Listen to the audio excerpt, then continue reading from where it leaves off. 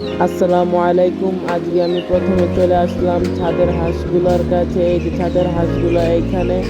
আপনারা অনেকেই জিজ্ঞেস করেছেন হাঁসগুলো ঠিকমতো বড় হচ্ছে কিনা। জি, পরের হাঁসগুলা বাচ্চাগুলো যেগুলো দেখতে পাচ্ছেন এগুলো ঠিকমতো বড় হচ্ছে। আর আমার মুরগিগুলো অনেকেই জিজ্ঞেস করেছেন যে ছাদ থেকে চলে যায় না। না, আমার মুরগিগুলো ছাদেই থাকে সবসময়। এগুলাকে যতই দাও দেই ততই ছাদে থাকে, কিন্তু যায় না ছাদ থেকে। আর এই হাঁসটা ছোট হাঁসগুলোকে জ্বালায়। আর এই হাঁসটা মাশাআল্লাহ বড় হচ্ছে। বড় হতে থাকুক, সময় হোক। আপনাদের এখানে এরকম একটা হাঁসকে এরকম দাম হতে পারে।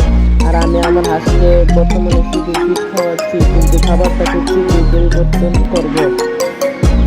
এই যে আমার মুরগিগুলো দেখতেই পাচ্ছেন, এগুলো সবসময় ছাদেই থাকে। এখন কিন্তু দিনের বেলা দুপুরের টাইম, কিন্তু মুরগিগুলো ছাদে, তাই আপনারা বুঝতেই পারতেছেন যে আমার মুরগিগুলো ছাদে থাকে কিনা। আর বাচ্চাগুলো এগুলো দুষ্টামি করে আর খাবার খায় প্রচুর পরিমাণে। এগুলোকে খাবার দিয়ে কুলাতে কষ্ট হইতেছে। আর এইটা হচ্ছে আমার একটা বড় হাঁস, মাশাআল্লাহ। এটা রাখছি আটকায়া। আর এখানে মশারির মধ্যে হাঁস রাখছি, পাখাগুলা ঝুলে নেই, কিন্তু বাঁকা হয়ে গেছে। আপনাদের কাছে কোনো চিকিৎসা জানা থাকলে আমাকে জানাবেন।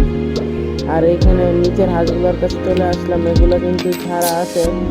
নিচের হাঁসে একটা উপরে নিচে আর একটা নিচে নামাচ্ছি। এই যে এই হাঁসগুলো এখানে এই ময়লা পানিতে গোসল করে, কিন্তু ঘরে ঢোকার সময় মাগরিবের সময় এগুলো টাঙ্কির পানিতে গোসল করে নেই। টাঙ্কি ভরলে মোটর থেকে পানি করে সেই পানিতে গোসল করে।